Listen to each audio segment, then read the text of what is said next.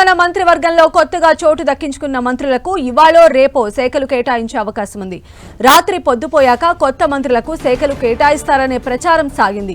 ఇక సామాజిక మాధ్యమాల్లోనైతే ఏకంగా వారికి ఏ శాఖలు కేటాయిస్తారో కూడా జోరుగా ప్రచారం జరిగింది.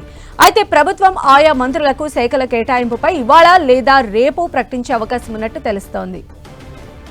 అటు కొత్త మంత్రులకు శాఖల కేటాయింపుపై అధిష్టానంతో చర్చించేందుకు ఇవాళ ఢిల్లీకి వెళ్లనున్నారు సీఎం రేవంత్ రెడ్డి.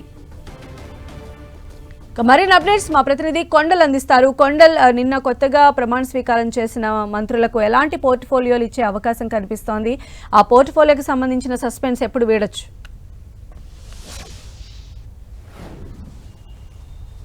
పోర్ట్ఫోలియోకి సంబంధించిన సస్పెన్స్ ఈ రోజు అయితే 100% క్లారిటీ వచ్చే అవకాశం ఉంటుంది. ఎందుకంటే నిన్న రాత్రి వరకు కూడా పోర్ట్ఫోలియోకి సంబంధించి విభజన జరుగుతుందని భావించారు. అయితే ఈరోజు మరి కాసేపట్లో సీఎం రేవంత్ రెడ్డి ఢిల్లీ బయలుదేరి వెళ్తున్నారు. అధిష్టాన పెద్దలతో చర్చించబోతున్నారు. దీంట్లో ప్రధానమైన అంశాలు రెండు ఉన్నాయి. ఒకటి పోర్ట్ఫోలియోకి సంబంధించి కొత్త మంత్రులకు శాఖల విభజనకు సంబంధించిన అంశం ఒకటైతే, రెండోది గతంలో ఎప్పుడు లేని విధంగా పూర్తిగా సామాజిక సమతుల్యత పాటించి నిన్న ముగ్గురు మంత్రులను బీసీ ఎస్సీ మంత్రులనే క్యాబినెట్లోకి తీసుకున్న పరిస్థితి. ఈ నేపథ్యంలోనే గతంలో ఎస్సీ వర్గీకరణతో పాటు బీసీ కులగణన కూడా చేసిన పార్టీగా ప్రభుత్వంగా ఇక్కడ ఉన్న నేపథ్యంలో వాటికి సంబంధించి భారీ బహిరంగ సభలు ఏర్పాటు చేయాలన్న యోచనలో కాంగ్రెస్ పార్టీ ఉంది. గతంలోనే దీనికి సంబంధించి సీఎం పలు దఫాలుగా చెప్పిన సందర్భం ఉంది. ఎందుకంటే వచ్చేది లోకల్ బాడీ ఎలక్షన్స్ ఉన్న నేపథ్యంలో ఈ రెండు భారీ బహిరంగ సభలు నిర్వహించాలి. దీనికి అధిష్టాన పెద్దల్ని ఆహ్వానించబోతున్నారు. వీటికి సంబంధించిన సభలపైన క్లారిటీ రాబోతున్నాయి. ప్రధానంగా అయితే శాఖల విభజనకు సంబంధించిన అంశం కూడా కొంత పీఠముడిగా ఉందని మనకు అందుతున్న సమాచారం. ఎందుకంటే వచ్చిన ముగ్గురులో శాఖలకు సంబంధించి ఏ శాఖలు కేటాయించాలన్న దానిపైన కొంత తర్జన భర్జన జరిగింది. ఇప్పటికే సీఎం దగ్గర దాదాపు 9 శాఖల దాకా సీఎం దగ్గర ఉన్నాయి. 4 శాఖలు పొంగులేటి శ్రీనివాసరావు దగ్గర ఉన్నాయి. పొన్నం ప్రభాకర్ దగ్గర 2, ఉత్తమ్ కుమార్ రెడ్డి దగ్గర 2 శాఖలు ఉన్నాయి. కొండా సురేఖ దగ్గర 2 శాఖలు, జూపాలి దగ్గర 2 శాఖలు ఉన్నాయి. వీటిలో ఉన్న మంత్రుల దగ్గర నుంచి శాఖలను విభజించాలన్నా, లేదంటే సీఎం దగ్గర అదనంగా చాలా శాఖలు, హోం విద్యతో పాటు యూత్ సర్వీసెస్ ఉంది, అదేవిధంగా వాణిజ్య పనుల శాఖ ఉంది, మైనింగ్ ఉంది.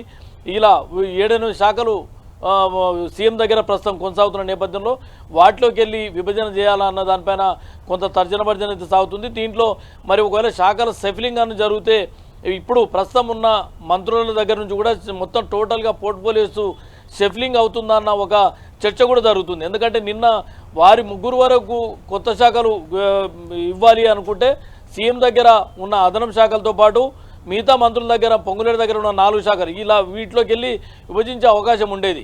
అలా కాకుండా నిన్నటితో అది ఫుల్ స్టాప్ పడి మళ్ళీ మరోసారి ఈరోజు అది పెండింగ్లోనే ఉంది. దీనికి సంబంధించి ఢిల్లీ సీఎం రేవంత్ రెడ్డి వెళ్తున్న నేపథ్యంలో ఇది కొత్త చర్చ తావిస్తుంది. ఎందుకంటే మొత్తం పోర్ట్ఫోలియోస్ ఒకసారి షెఫిల్ చేసే అవకాశం ఉందన్న ప్రచారం కూడా సాగుతుంది. మరి వీటన్నిటికీ తెరదించాలంటే ఈరోజు మధ్యాహ్నం ఢిల్లీలో అధిష్టాన పెద్దలతో సీఎం రేవంత్ రెడ్డి చర్చ తర్వాత మరింత క్లారిటీ వచ్చే అవకాశం ఉంటుంది. అయితే కొండల్, ఇంకా ముగ్గురికి మంత్రి పదవులు ఇవ్వాల్సి ఉన్న నేపథ్యంలో అంటే ఇప్పుడు ఈ పోర్ట్ఫోలియోలు షఫల్ చేయడం కానీ లేదా వీళ్ళకి కొత్తగా అసైన్ చేయడం కానీ ఇలాంటివి కాకుండా ఆ ముగ్గురిని కూడా అనౌన్స్ చేసిన తర్వాతే ఇలాంటి షఫలింగ్స్ కానీ ఈ పోర్ట్ఫోలియోలకు సంబంధించి కానీ ఆలోచించే అవకాశం ఎంతవరకు ఉండొచ్చు ఈరోజు ఢిల్లీ టూర్లో?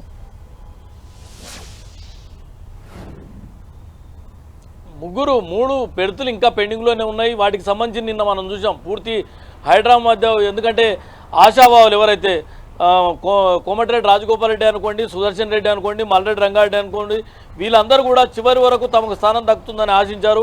అయితే వాటికి నిరుత్సాహంతో వారందరూ కూడా అలకపాన్ పెక్కిన పరిస్థితి కూడా మనం చూసాం. వారందరికీ ఇంట్లకు వెళ్ళి ఇన్ఛార్జి జనరల్ సెక్రటరీ మీనాక్షితో పాటు పిసిసి చీఫ్ మహేష్ కుమార్ గౌడ్ కూడా వారిని బుజ్జగించే ప్రయత్నాలు చేశారు. చివరి వరకు అంటే మీరు ఎక్కడ అసంతృప్తికి అవసరం లేదు, మరోసారి అవకాశం ఉంటుంది, కొంత ఓపిక పట్టండి అనే ఉద్దేశాన్ని వీళ్ళందరూ కూడా వాళ్ళకి హైకమాండ్ మాటగా చెప్పిన పరిస్థితి ఉంది.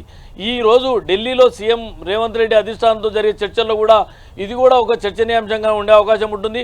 ఇప్పుడు 3 బెర్తులను పెండింగ్ పెట్టడం జరిగింది. ఆ 3 బెర్తులను కూడా ఫిల్ చేస్తే ఎలా ఉంటుందన్న ఒక ఆలోచన కూడా ఉండే అవకాశం ఉంది. అయితే వాటికి ఇప్పటికిప్పుడు హైకమాండ్ ఆ 3ంటికి క్లారిటీ ఇస్తుందా లేదా అన్నది మాత్రం ఇంకా తెలియాల్సి ఉంది. ఎందుకంటే కొంత టైం తీసుకునే అవకాశం అయితే ఖచ్చితంగా కనిపిస్తుంది. నిన్న పూర్తి స్థాయిలో గతంలో ఎప్పుడు కాంగ్రెస్ పార్టీ అధికారంలో ఉన్నప్పుడు ఎప్పుడు కూడా ఈ స్థాయిలో ఎస్సీ బీసీలకు క్యాబినెట్లోకి ఎక్స్పాన్షన్ తీసుకున్న పరిస్థితి లేదు. ప్రస్తుతం కొత్త వారితో 4 ఎస్సీలు క్యాబినెట్లో ఉన్నారు, 3 బీసీలు క్యాబినెట్లో ఉన్నారు.